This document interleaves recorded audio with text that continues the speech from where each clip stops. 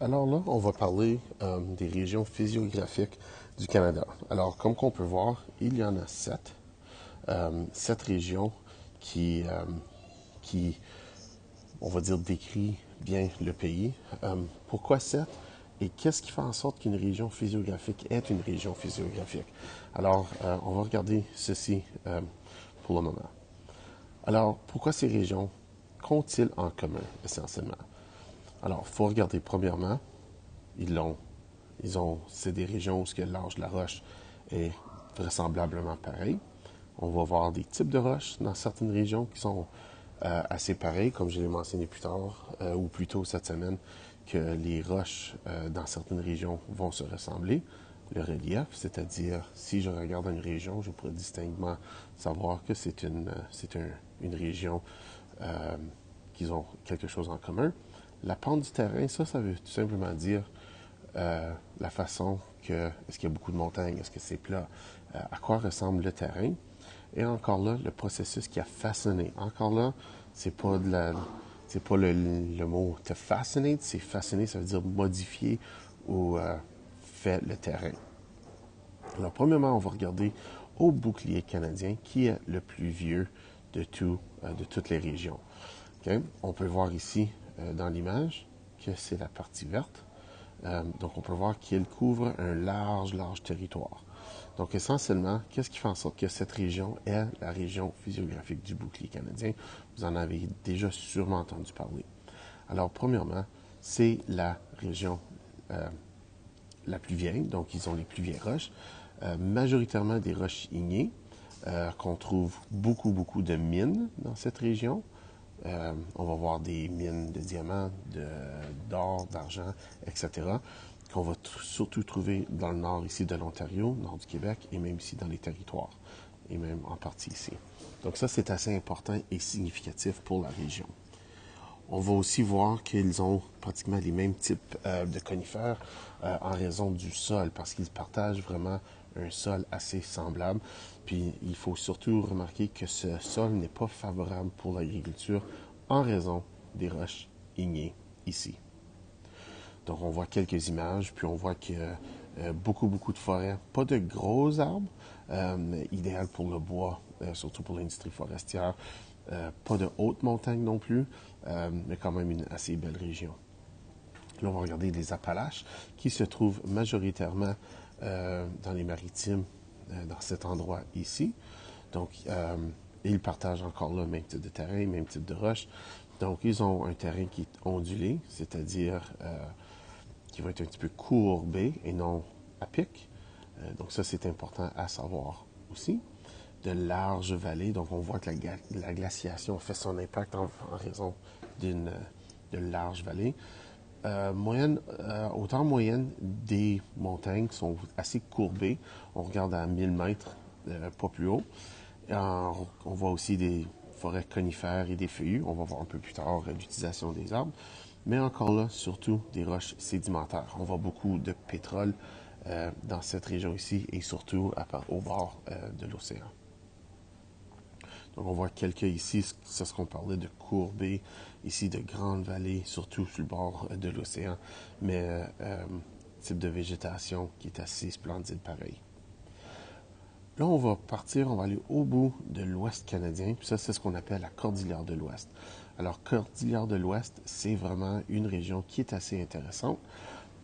C'est la partie la plus à l'ouest du pays, mais ici, c'est toute une autre région physiographique en raison des Rocheuses, puis on va voir ça un peu plus tard aussi, comment les Rocheuses ont joué un rôle dans cette région.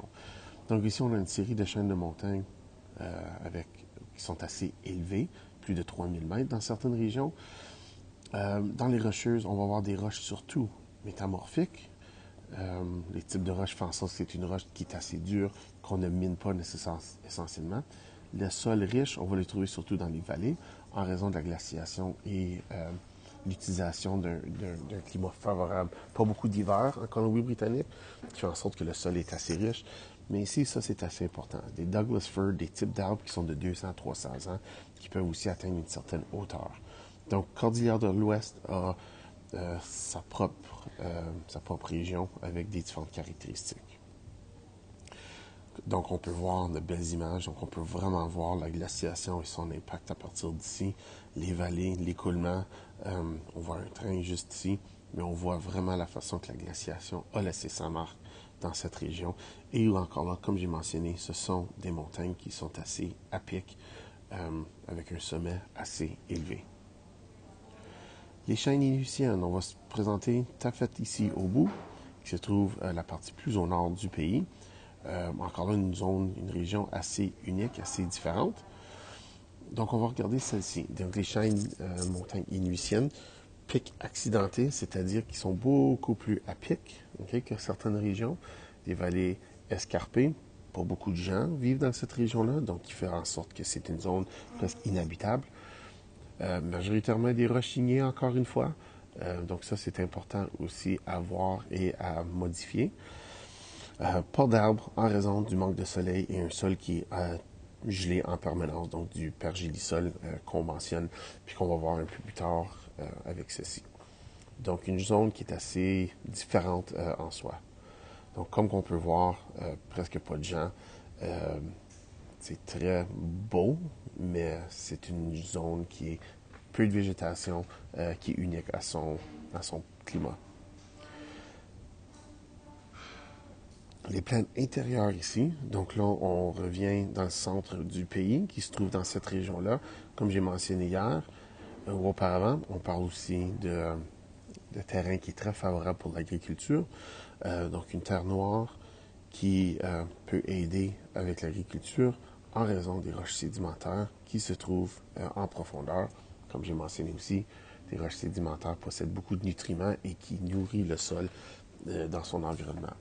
Des plaines, vous allez voir quelques photos, c'est très plat, pas beaucoup de montagnes, sauf que lorsque tu te rapproches des rocheuses. Des cactus, c'est-à-dire que c'est une plante qui peut durer avec très peu d'eau. Donc, ils ont une certaine région dans le sud de l'Alberta qu'on peut voir des cactus. Et ici, un sol est profond, plus de 25 cm, qui veut dire qu'elle absorbe beaucoup d'eau, mais qui peut aussi nourrir la région ou le sol pour ici.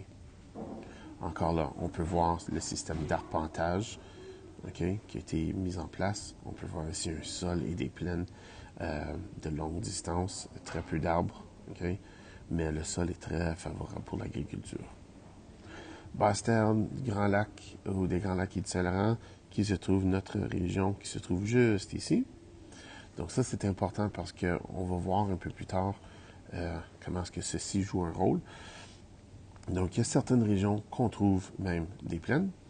On va trouver des dépôts de sable et d'argile qui fera en sorte que le sol est encore très favorable pour l'agriculture. Beaucoup de roches sédimentaires encore là. Et un sol brun qui veut dire un sol fertile. Et encore quelques photos. Belle vallée. On peut voir ici un sol qui est assez favorable pour l'agriculture, très peu d'arbres, mais beaucoup de beaux sols. Puis encore là, Rolling Valleys qu'on va appeler, surtout en anglais, mais encore là, l'impact de la glaciation, qu'on voit qu'il y a une pente qui a laissé sa marque ici. On va ici regarder une des dernières régions, le basse-terre de la baie d'Hudson et aussi de l'Arctique, qui se trouve, croyez-le ou non, ça a un sol et des roches qui sont très semblables. Donc, région basse, qui se trouve très près du niveau de la mer. Les roches atteignent une profondeur de 2000 mètres. Ici, on parle à l'intérieur de la Terre. Donc, très, très solide, qui ressemble beaucoup aux roches ignées du bouclier canadien. Donc, ça, c'est important à remarquer aussi. On va aussi voir que c'est très plat, beaucoup de marécages, donc pas bon pour construire des maisons parce que la fondation n'est pas solide. Et la toundra, qui veut dire des forêts aussi marécageuses. Donc, toundra, ça veut dire que c'est un sol qui est constamment gelé, mais aussi certaines forêts marécageuses encore là, qui ne peut pas filtrer beaucoup d'eau. Quelques images ici, encore quelques arbustes, mais pas beaucoup. La roche est très présente dans cette région ici, mais ça ici, c'est ce qu'on voit comme étant des forêts marécageuses ici. Donc, essentiellement, qu'est-ce qu'on peut dire, puis qu'est-ce qu'on peut remarquer des régions physiographiques, c'est que ce sont des régions, il y en a 7, ça c'est important. Il y a 7 régions au pays. Certains pays en ont seulement une, qui n'est pas assez distincte, mais ici, on est choyé d'avoir 7 régions qui vont partager les mêmes types de roches d'une région à une autre. Le sol va être pareil et le relief. Puis ceux-ci vont avoir un impact un peu plus tard de plus. Donc, pourquoi les régions? Mais ils vont nous produire certaines ressources. Puis on va voir dans la prochaine unité comment les ressources jouent un rôle, que ce soit des forêts, que ce soit des mines ou autres, okay, même du pétrole, dans certaines régions. Ça va même jouer un rôle avec le tourisme. Parce que le tourisme va faire en sorte que les gens vont se déplacer à certaines régions, dont les chutes du Niagara. Alors, en sorte, comme j'ai dit, 7 régions, très important de connaître les 7, leurs noms et surtout leurs caractéristiques. Ceci est très important. Connaître les caractéristiques, qu'est-ce qui fait en sorte qu'une région est une région et pourquoi elle est différente d'une autre région.